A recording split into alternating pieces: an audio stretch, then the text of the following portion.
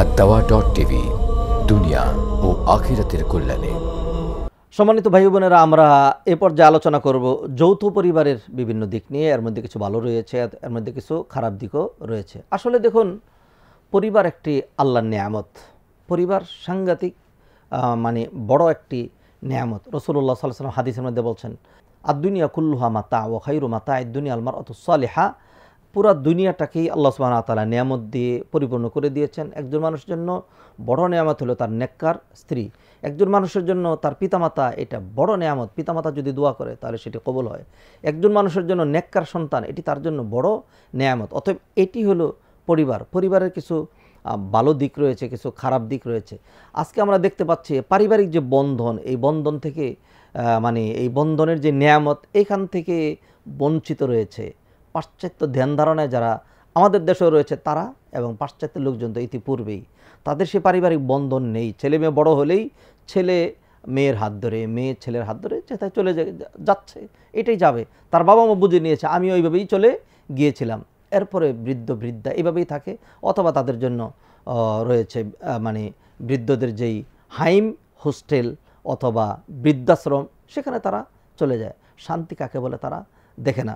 অতএব ইসলাম আমাদেরকে এরকম জীবনযাপন করতে বলেনি। ইসলাম আমাদেরকে একটা যৌথ পরিবারে থাকতে বলেছে। যদি আমরা একসাথে থাকি তাহলে সেখানে আমাদের অনেক ভালো মন্দ রয়েছে।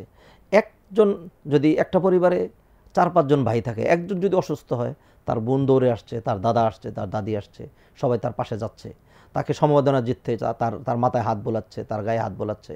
একজন ডাক্তার ডাকার জন্য যাচ্ছে, আরেকজন মাথায় পানি ঢালার জন্য প্রস্তুত হচ্ছে, আরেকজন তার গা দাবিয়ে দিচ্ছে। কি সুন্দর একটি নেয়ামত। অনেক ভালো দিক রয়েছে, আবার কিছু নেগেটিভ দিকও রয়েছে। যখন মানুষ একসাথে থাকে, তা মানুষ একসাথে থাকলে 4-5টা হাঁড়ি যদি একসাথে থাকে তাহলে একটা আরেকটার সাথে একটু লাগে, আওয়াজ হয়। ঠিক তদ্রুপ আমরা যখন একটা পরিবারে থাকি তখন আবার এরকম একটু লাগালাগি হয়। আল্লাহ সুবহানাহু ওয়া তাআলা আমাদেরকে ছাড় দিতে বলেছেন। রাসূলুল্লাহ সাল্লাল্লাহু আলাইহি ওয়াসাল্লাম আমাদেরকে ক্ষমার মানসিকতা দেখিয়েছেন। কাউকে অবজ্ঞা করা, অবমাননা করা, বিশেষ করে যেই বাড়িতে একাধিক পুত্রবধূ রয়েছে, দেখা যায় যে এই মেয়েগুলো এক এক বাড়ি থেকে এসেছে বিধায় তাদের মানসিকতা ভিন্ন রকম, তাদের মাঝখানে একটু লাগালাগি হয়। এগুলো যিনি শ্বশুর শাশুড়ি রয়েছে, স্বামীরা যারা রয়েছে, তারা তাদের উদারতা দিয়ে, তাদের বড় মানসিকতা দিয়ে এগুলিকে তারা মিনিমাইজ করে নেবে, একসাথে থাকবে। এক বউ আজকে অসুস্থ হয়েছে, আরেকজন কাজ করবে, আরেকজন অসুস্থ হয়েছে, আরেকজন কাজ করবে। এভাবে কিন্তু একটা যৌথ পরিবারে হরেক রকম উপকার লাভ থাকে। আবার একসাথে যখন মানুষ থাকে তখন সেখানে কিছু পর্দার বিধিবিধান রয়েছে। অনেক সময় দেখা যায় ছেলে বড় হয়ে গিয়েছে, তার ভাবি রয়েছে, সেখানে ভাবির সাথে তো তার পর্দা করা লাগবে। মেয়ে বড় হয়ে গিয়েছে, দেখা গেল যে আরেকজনের সামনে সে যেতে পারবে না, এমন লোকও চলে আসছে। তারপরেও এখানে এগুলো যদি মেনটেন করে চলা যায় তাহলে পরিবার যে বিশাল বড় একটি নেয়ামত, এর যে সুফল সেটি কিন্তু বেশি।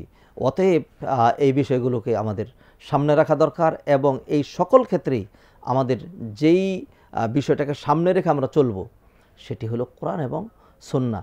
স্বামী স্ত্রীর মাঝখানে কিন্তু লাগালাগি হয়। আল্লাহ সুবহানাহু ওয়া তাআলা কোরআনে 3 জায়গায় 3টে আয়াতের মধ্যে বললেন, যদি এই দূরত্বটা তৈরি হয় স্বামীর দিক থেকে, তাহলে কি করতে হবে? ওয়াইন ইমরাতুন খাফাত মিন বালিহা নুশুজান আও ইরাদান। এই আয়াতের মধ্যে পুরোটার অর্থ বলার মতো সময় আমি পেলাম না। আর সমস্যাটা যদি তৈরি হয় স্ত্রীর দিক থেকে, ওয়াল্লাতি তাখাফুনা নুশুজাহুন্না, তাহলে আল্লাহ সমাধান দিলেন। আর যদি দেখা যায় সমস্যাটা উভয়ের দিক থেকে, তাহলে তৃতীয় পক্ষ সেখানে হস্তক্ষেপ করে তাদের মাঝখানে সমস্যাটা দূর করে দেবে। অতএব পরিবারে কিছু সমস্যা থাকবে, আবার সেই সমস্যাগুলো দূর করে এগুলোকে নিয়ামতে রূপান্তরিত করতে হবে। অতএব আসুন, পরিবার কাকে বলে, পরিবারের পরিকল্পনা কিভাবে নিতে হয়, এবং এর মধ্যে কি পজিটিভ নেগেটিভ দিক রয়েছে, কোরআন সুন্নাহ অনুযায়ী যদি আমরা ধর্মীয় দৃষ্টিকোণ থেকে দেখি তাহলে আমরা পূর্ণ সুফল পাবো। সম্মানিত ভাইয়েরা, এ পর্যায়ে আমরা জেনে নেব পারিবারিক বন্ধন আমরা কিভাবে ঠিক রাখব। ইতিপূর্বে আমরা আলোচনা করেছি পারিবারিক বন্ধন একটি বিশাল বড় নেয়ামত, যে নেয়ামত থেকে আধুনিক ধ্যান ধারা যারা লালিত অথবা পাশ্চাত্যের ধ্যান ধারণাকে যারা সামনে রাখে তারা কিন্তু বঞ্চিত হতে চলেছে, যেমন যাদেরকে অনুসরণ করে তারা বঞ্চিত হয়েছে। পারিবারিক বন্ধন একটি দারুণ নেয়ামত। এই বন্ধনকে ঠিক রাখার জন্য আমাদের কিছু নলেজ, কিছু প্রজ্ঞা, কিছু হিকমত, কিছু জ্ঞান, কিছু ইলমের প্রয়োজন রয়েছে, এবং অবশ্যই সেটি হতে হবে কোরআন সুন্নাহ থেকে। দেখুন, সন্তানরা যখন বড় হয়, বিশেষ করে যখন টিন এজে চলে আসে 13 to 19, যেটিকে আরবিতে বলা হয় সিন্নুল মুরাহাকা, বাংলায় জানি না কী বলবো, পাগলামি বয়স, যেটিতে এই বয়সে এই সন্তানের প্রতি কীরকম খেয়াল রাখতে হবে যাতে সে ড্রাগে এডিক্টেড না হয়ে যায়, যাতে সে পথভ্রষ্ট না হয়ে যায়, যাতে তার পদস্খলন না ঘটে, যাতে তার চারিত্রিক অবক্ষয় না ঘটে। সেই জন্য একজন পিতামাতাকে তার সন্তানের প্রতি 100% খেয়াল রাখতে হবে, তার মন মানসিকতা বুঝতে হবে। আর মনে রাখতে হবে যে এই সন্তানকে আমাকে বেশি গুরুত্ব দিতে হবে, এই জন্য যে আমি মরে যাওয়ার পরে এই সন্তানটা আমার জন্য হাত তুলবে। আমি মরে যাওয়ার পর আমার সমুদয় আমল বন্ধ হয়ে যাবে, 3টা আমল চালু থাকবে। যেমন নবীজি বললেন, ইদা মাতাল ইনসান ইনকাতা আনহু আমালুহু ইল্লা মিন সালাস, মানুষ মরে গেলে তার 3টে আমল চালু থাকে। তার মধ্যে একটা হলো মিন ওয়ালাদিন সালেহিন ইয়াদউ লাহু, নেককার সন্তান যদি তার জন্য দোয়া করে। অতএব এই সন্তানের কথা তার খেয়াল রাখতে হবে। ঠিক এই সন্তানকে যখন আমি দিনদারি শিক্ষা দেব, তাওহীদ এগুলি শিক্ষা দেব, যখন আল্লাহর অধিকার শিক্ষা দেব, তখন এই সন্তান কিন্তু পিতামাতাকে ফেলে যাবে না। সূরা লুকমান যদি আমরা স্টাডি করি তাহলে সেখানে আমরা দেখব আল্লাহ সুবহানাহু ওয়া তাআলা যেই পিতা লুকমান আলাইহিস সালাম তার সন্তানকে আল্লাহর অধিকার শিক্ষা দিলেন, সাথে সাথে আল্লাহ সুবহানাহু ওয়া তাআলা সেই সন্তানের উপর ফরজ করলেন, ওয়াসাইনাল ইনসানা বিওয়ালিদাই, আমি সন্তানের উপর ফরজ করে দিয়েছি তারা যেন তার পিতামাতার সাথে সদাচরণ করে। তাহলে সন্তানকে যদি আপনি দিনদারি শিক্ষা দিতে পারেন, এটি যদি আপনি বুঝেন, সন্তানকে যদি আপনি মানে দিনই প্রতিপালন করে বড় করতে পারেন, তাহলে এই সন্তান কিন্তু পিতামাতাকে ফেলে চলে যাবে না, সে বুঝবে। নবীজি যেমন বলেছেন, হুমা জান্নাতুকা ওয়া নারুকা, তোমার পিতামাতা হলেও তোমার জান্নাত, তোমার পিতামাতা হলেও তোমার জাহান্নাম। অতএব তাদেরকে যদি রাজি খুশি করো জান্নাত পাবে, আর যদি তাদেরকে মানে নাখুশ করো তাহলে জাহান্নাম ছাড়া কোনো উপায় নেই। এমনিভাবে স্বামী স্ত্রী দুইজন, একজন হলো পুরুষ আরেকজন হলো নারী, একজন এক পরিবারের, আরেকজন আরেক পরিবারের, এই দুইজনের সকল মেন্টালিটি তো একরকম হওয়া জরুরি না, এই দুইজনের মধ্যে কিন্তু লাগালাগি অনেক সময় হয়। অতএব সেখানে জানতে হবে, স্ত্রীকে বুঝতে হবে যে স্বামী হলো আর রিজালু কাওয়ামুনা আলান নিসা বিমা ফাদ্দালাল্লাহু বা'দাহুম আলা বা'দ, আল্লাহ সুবহানাহু ওয়া তাআলা কোনো দিক থেকে আমার স্বামীকে আমার উপর অধিক মর্যাদা দিয়েছেন, আর তারা তাদের জীবনকে বাজিয়ে রাখে আমাদের সুখের জন্য। তারা তাদের সব কিছু ব্যয় করে, বিবাহের সময় মোহর দিয়েছে, বাড়ি ভাড়া খাবার দাবার যাবতীয় সব, জীবনকে রিস্ক রেখে। এই জিনিসটা স্ত্রীকে বুঝতে হবে। আবার স্বামীকে বুঝতে হবে যে আমার স্ত্রী তার বাবা মা আত্মীয় স্বজন সব কিছু ছেড়ে দিয়ে এখানে চলে এসছে।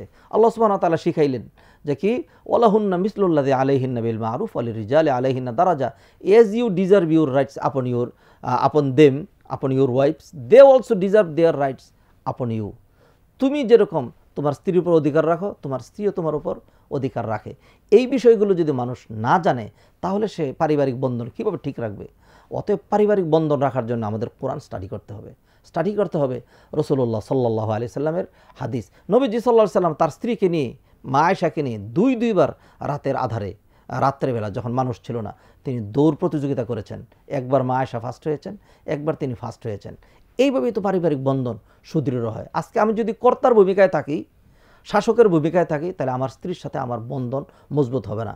আর আমার স্ত্রী যদি আমাকে পূর্ণ ভালোবাসা না দিয়ে অন্যদিকে চলে যায়, আমি যদি অন্যদিকে চলে যাই, তাহলে এই পরিবারের শান্তি কীভাবে চলে আসবে? এই জন্য জানতে হবে স্ত্রীর অধিকার, স্বামীর অধিকার, পিতামাতার অধিকার, সন্তানের অধিকার, আল্লাহর অধিকার। এই সবগুলো যখন আমরা কোরআন সুন্নাহর আলোকে আমরা জানবো, তখনই আমরা আমাদের পারিবারিক বন্ধন টিকে রাখতে সক্ষম হব। আর তখন সেই পারিবারিক বন্ধনটা হবে নেয়ামত। নতুবা পরিবারের মধ্যে একটা এমন অবস্থা হবে যে স্বামী বাড়িতে যেতে চাবে না, আর স্বামী আসলে স্ত্রী বাড়িতে থাকতে চাবে না, বাবাকে সন্তান শ্রদ্ধা করবে না, আর সন্তানের প্রতি পিতামাতার কোনো মায়া মমতা থাকবে না। অতএব আমাদেরকে জানতে হবে আমাদের প্রত্যেকের গণ্ডি কোথায়, কতটুকু রয়েছে, জানার জন্য উৎস হিসাবে নিতে হবে কোরআন এবং সুন্নাহকে। আসুন সম্মানিত ভাইরা, আমরা কোরআনময় জীবনের সন্ধানে আজকের এই অনুষ্ঠানে আমরা পরিবার পরিকল্পনা নিয়ে যে আলোচনাটি করলাম, এটি আসল পরিবার পরিকল্পনা। আপনি যে পরিবার পরিকল্পনা নামে যে বাজে থিওরি, অমুসলিমদের বমি করে দেওয়া যে থিওরি আপনি গ্রহণ করেছেন, সেই থিওরি আপনার জন্য এক সময় দুঃখের কারণ হয়ে দাঁড়াবে। আপনার একটি মাত্র ছেলে, তার কোনো ভাই নেই, তার কোনো বোন নেই, আপনিই তো তার উপর জুলুম করেছেন। আপনি যখন মারা যাবেন তখন তার বিশাল সম্পদ থাকবে, অনেক কিছু থাকবে, বিপদে সে কাউকে পাবে না। নিজের আপন ভাই যেরকম পাশে দাঁড়াতে পারে, নিজের আপন বোন যেরকম বোনের কাছে মন খুলে কথা বলতে পারে, অন্যখানে সেটি কি সম্ভব? অতএব এটি নয়, কোরআন সুন্নাহর আলোকে আমরা পরিবার পরিকল্পনা গ্রহণ করব, দুনিয়াতেও আমরা শান্তি পাবো, আর আখিরাতে মুক্তি আমাদের জন্য থাকবে। আল্লাহ সুবহানাহু ওয়া তাআলা আমাদেরকে কথাগুলো বুঝে কোরআন সুন্নাহ মোতাবেক জীবন গঠন করার, পারিবারিক বন্ধনকে আরও সুদৃঢ় থেকে সুদৃঢ় করার এবং এরই মাধ্যমে আল্লাহ সুবহানাহু ওয়া তাআলার নৈকট্য অর্জন করার তৌফিক এনায়েত করুন। এই কামনা ব্যক্ত করে এখানে বিদায় নিচ্ছি। ওয়া মা তৌফিক ইল্লা বিল্লাহ। ওয়াসসালামু আলাইকুম ওয়া রাহমাতুল্লাহি তাআলা ওয়া বারাকাতুহু।